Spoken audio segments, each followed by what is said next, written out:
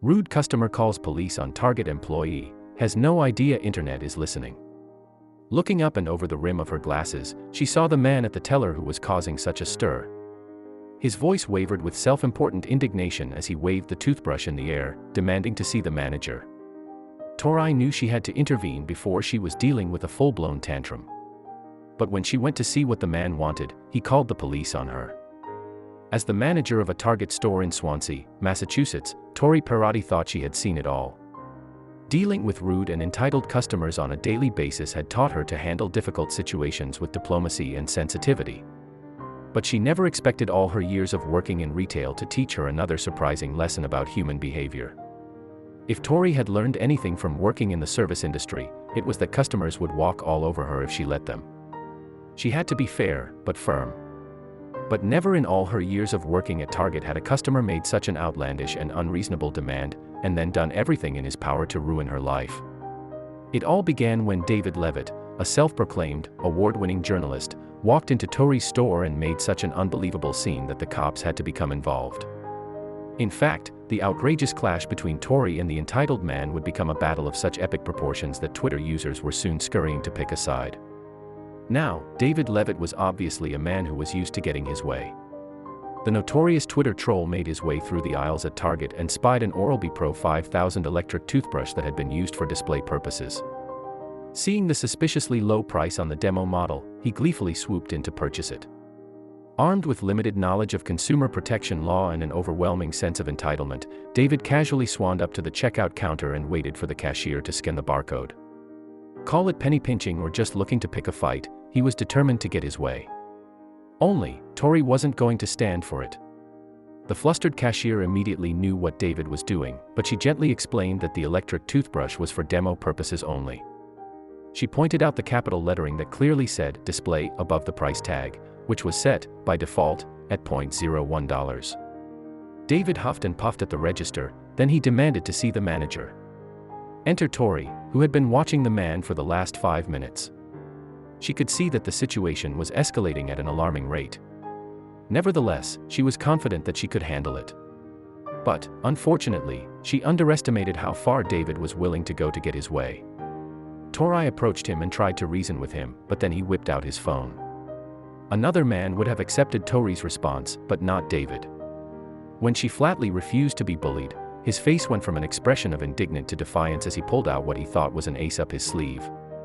He shoved his phone in her face, took a picture, and uploaded it for his 210,000 followers on Twitter to see. When Tori responded by rolling her eyes, it incensed David even more. In a blatant display to show her the extent of his power, he called the police on her. To make matters worse, he was sure to document the situation as it unfolded with live tweets on his Twitter account.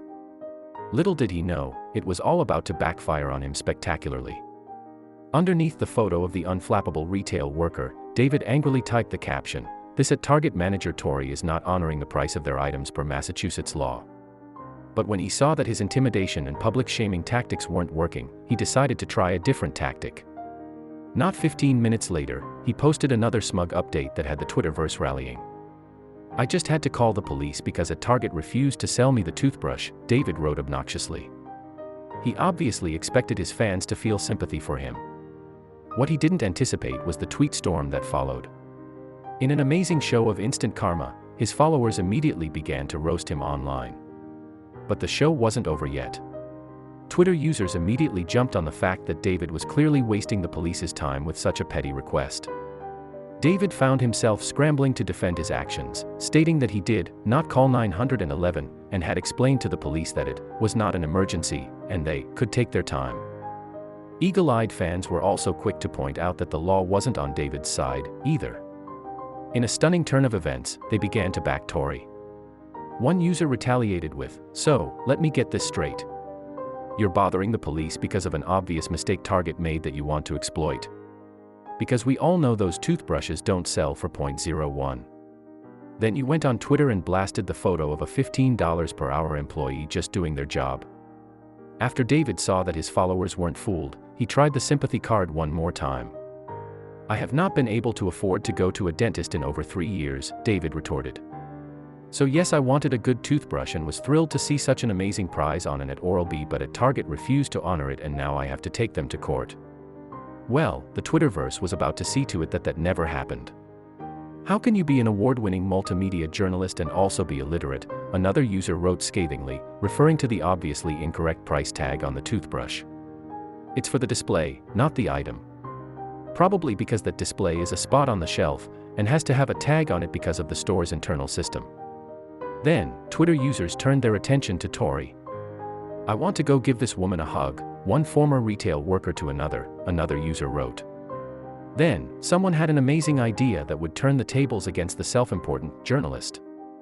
One woman was so sympathetic toward Tori's thankless occupation that she decided to open a GoFundMe account, pledging to raise enough money to send the retail worker on a well-deserved holiday. Tori, whose full name was unknown to the Twitterverse at the time, earned the nickname #TargetTori. Soon, the internet was flooded with her story. Memes were made of her now famous eye-rolling photograph and local news stations clamored to interview her. People were so enamored by the battle between the rude man and the blue-collar worker that the donations began to pour in. But would they reach their target of $5,000? Meanwhile, David Levitt's face also began to flood the internet. His appalling behavior had earned him an unflattering meme of his own, referencing the "let me talk to your manager" temper tantrum throwing people that retail workers have to deal with on a daily basis. And, just a few days after the story went viral, the GoFundMe account had garnered over $35,000. It wasn't long before Target Tori had been tracked down and the money that the GoFundMe account had raised was released to her. She opened a Twitter account of her own under her new moniker to express her gratitude to all the netizens who stood up for her. She has since decided that instead of going on a holiday as originally intended by the creators of the account, she will donate all the money to charity.